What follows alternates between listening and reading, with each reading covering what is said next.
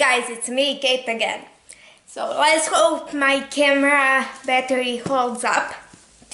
So in this video, I'll be talking about all the books I read in the month of December.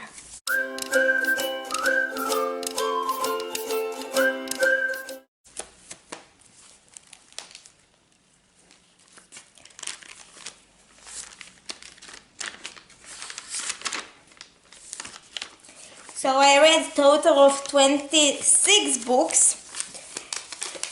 So let's begin. So the first thing that I read was Midsummer Volumes 1 and 2 by Hiro Fujiwara. This is about a girl named Misaki who works in a maid cafe, and one day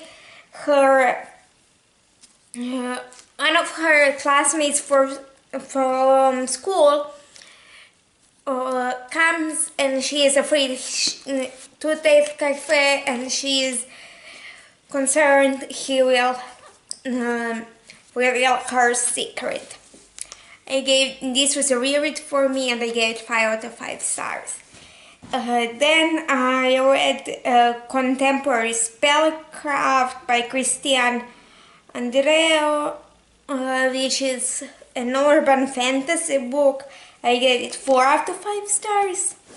The next book that I read was The Magpie Lord by K.J. Charles, which is paranormal historical, which I gave 2 out of 5 stars. Then I read No More The Trials of Morgan Crow by Jessica Townsend. This is about a girl named Morgan Crow who is destined to die on her 11th birthday. But then a mysterious man named Jupiter North comes and takes her to this magical land where she is invited to join the Vancha Society. I gave this 5 out of 5 stars. Then I reread Catwoman Soul Stealer by Sarah J. Maas. This is third book in DC Icon series, which are books written by all by different YA authors, where we are following a group of we are following imaginings of backstories of DC characters. So this is the third one about Catwoman, and I of course gave 5 out of 5 stars. Then I read The Dark World Volume 5 by X Arata. I cannot pronounce the author's name. Gave it 3 out of 5 stars. It is pretty obvious from reading that first volume that it's just the first volume, so there was nothing special about it. And then I read A Date with Death, which is, don't remember even what this book is about. I gave it 2 out of 5 stars. Then I read Incurred by Cornelia Funk.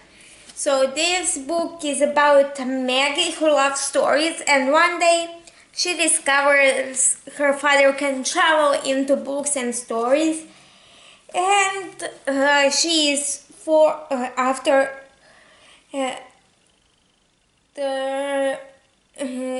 he reveals it to her, she goes on this magical adventure. I gave it 4 out of 5 stars. Then I read Conviction and Ascendance, which are books 3 and 4 in Pillars of Magic Dominion series by Lisa Casey, in which we are following a guy who turns out to be the best, the most powerful witch in history, but because he is a guy that is really frowned upon, because in their society, women are the powerful ones and the men are not so powerful. The next book that I read was Cemetery Boy. Of course, both of them I gave 5 stars. Then I read Cemetery Boys by Aiden Thomas, which is about a guy who wants to be a brujo, but he wants to be recognized as a guy in his family, but his family doesn't see him that way, so he decides to summon a ghost of someone to help them pass into the afterlife. Turns out he summons the wrong ghost, so he and that ghost go on to an adventure. Then I read The Life Hypothesis by Ali Hazelwood. I gave Cemetery Boys 4 out of 5 stars, and I read The Life Hypothesis by Ali Hazelwood, which is about a PhD candidate who wants her best friend to date the guy she's been in love with, but turns out that the guy is her ex.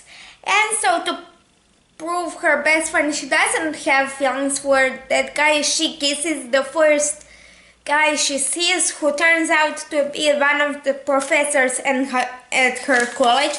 In the same department, but he's not her professor.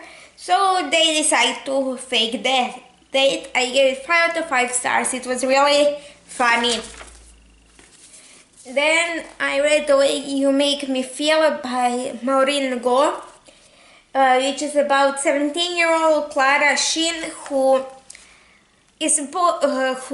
after doing something bad at school is forced to work in her father's food truck and not to go with her social media influencer mom to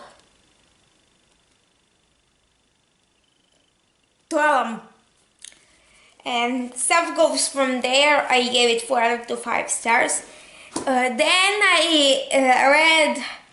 I moved to Los Angeles to work in animation, which is a graphic novel styled memoir that author Natalie something wrote to show her journey, how she moved to Los Angeles to work in animation. I gave it 1 star. I couldn't even bring myself to finish the book. Then I read We Are Not Free by Tracy Chee, which is a historical fiction following 14 different teenagers in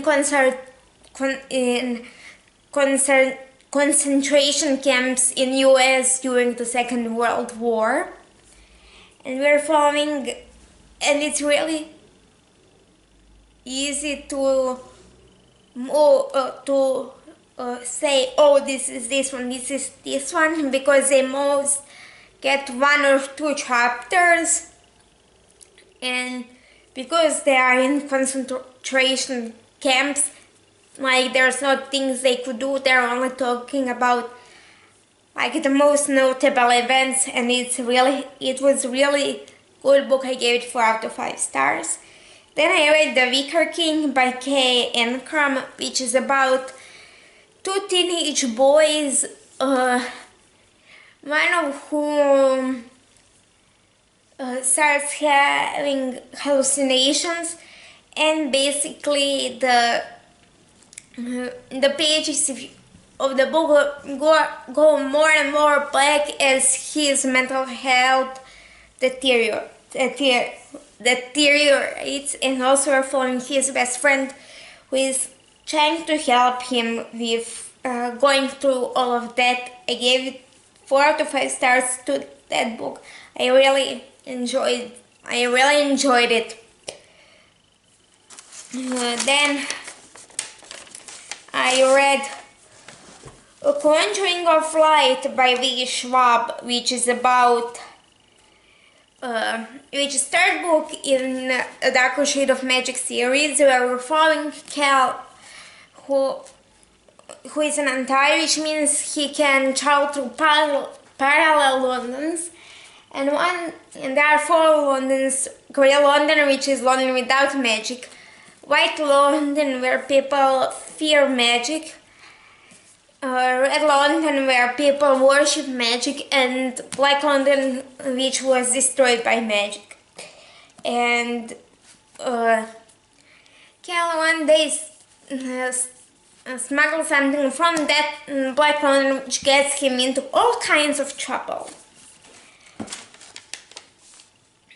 I also figure out now that I didn't write down one book, which is Superman Dawnbreaker, but Mount de la Peña, which is fourth book in this Sea Icons series. I also read The Shadows Between Us by Trisha Levenseller, which is fantasy romance about the girl who wants to kill the Demonic King, I think that's his name, but she ends up protecting him because turns out she's not the only one who wants to kill him.